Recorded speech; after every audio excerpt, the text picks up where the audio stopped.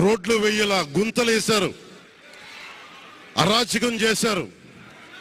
అవన్నీ శాంతి భద్రతలు చాలా చాలా బలంగా ఉంటాయి, మీకు నేను మాటిస్తున్నాను. అతి తక్కువ వ్యవస్థల్లో రాజకీయ ప్రమేయం చాలా తక్కువ ఉండేలాగా అధికారుల్ని వారి పని చేసుకునేలాగా ఈ ప్రభుత్వం ఉంటుంది, కూటమి ప్రభుత్వం ఉంటుంది. రైతుకి కష్టం వస్తే హక్కును చేర్చుకునే ప్రభుత్వం తప్ప తిరస్కారంగా చిన్నచూపు చేసే ప్రభుత్వం అవ్వదు మనకి ఈ కూటమి ప్రభుత్వం.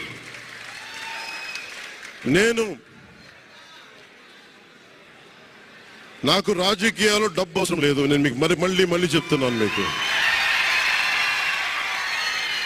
నేను డబ్బుల కోసం పేరు కోసం రాజకీయాల్లోకి రాలేదు. మీలా నలిగిపోతారు చూస్తారా ప్రతి ఒక్కళ్ళు.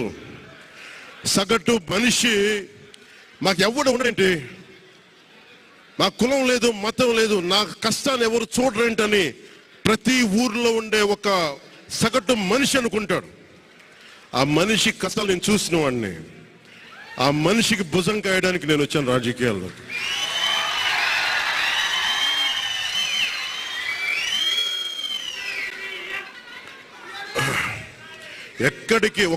ఎక్కడికి ఓడిపోయాను 2019లో ఓడిపోతే నా మానసిక స్థితి ఎలా ఉందో ఆ రోజున, ఈరోజు గెలిచినప్పుడు కూడా నా మానసిక స్థితి అలాగే ఉంది. అంతే ధైర్యంతో ఉన్నా. గెలుపు నాకు బాధ్యత ఇచ్చింది కానీ అహంకారం ఇవ్వలేదు, రాదు. ఇంకా భయం వేసింది. అందరూ నాకు శుభాకాంక్షలు తెలియజేస్తా ఉంటే నాకు భయం వేసింది. ఎందుకంటే ఇల్లు అలకగానే పండగ కాదు ఇది. ఇల్లు అలకగానే పండగ కాదు, చాలా చాలా బాధ్యత కూడుకున్నది. భీమవరం, గాజువాక 2 చోట్ల ఓడిపోయినప్పుడు ఈ రోజున ఇంతమంది ఉన్నారు. ఆ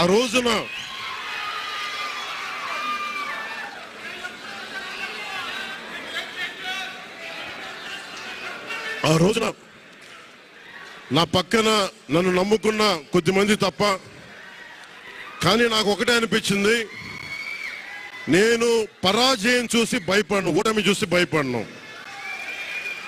ఓటమి నాకు బలం ఇస్తుంది, ఓటమి నాకు ఉత్సాహం ఇస్తుంది అనుకున్నాను.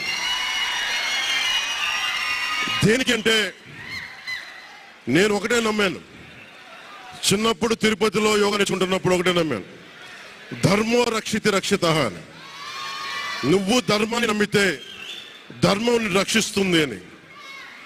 ఎప్పుడో ఒక 30 సంవత్సరాలు ఇంకా ముందే 18-19 ఏళ్ళప్పుడు చదివితే ఈ రోజున ధర్మం కోసం నిలబడ్డాం. ధర్మం కోసం నిలబడితే ధర్మం ఈరోజు మనంటే నిలబడింది. అందుకని మనస్ఫూర్తిగా ఏ శక్తి అయితే కనిపించని ఆ పరాశక్తి, కనిపించని ఆ దేవుళ్ళందరికీ కూడా దయచేసి అరవందం, కనిపించని దేవుళ్ళందరికీ కూడా ఈరోజు నేను కృతజ్ఞతలు తెలియజేసుకుంటా ఉన్నాను. మనస్ఫూర్తిగా మీ అందరికీ,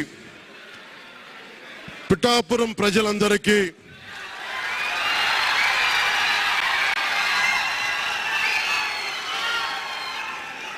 మీరు పిఠాపురం పురజనులకి, పెద్దలకి, ఆడపడుచులకి, అక్క చెల్లెలకి, యువతులకి, కథం తొక్కిన యువతకి, కథం తొక్కిన జన సైనికులకి, జనసేన నాయకులకి, తెలుగుదేశం నాయకులకి, తెలుగుదేశం శ్రేణులకి,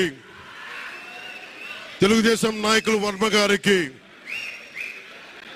వారందరికీ కూడా నా ప్రత్యేక కృతజ్ఞతలు తెలియజేసుకుంటా ఉన్నాను. మీరు పిఠాపురంలో పవన్ కళ్యాణ్ గెలిపించలేదు, కేవలం పిఠాపురం ప్రజలు పవన్ కళ్యాణ్ ఒక్కడిని గెలిపించలేదు, 5 కోట్ల మంది ప్రజల్ని గెలిపించారు మీరు.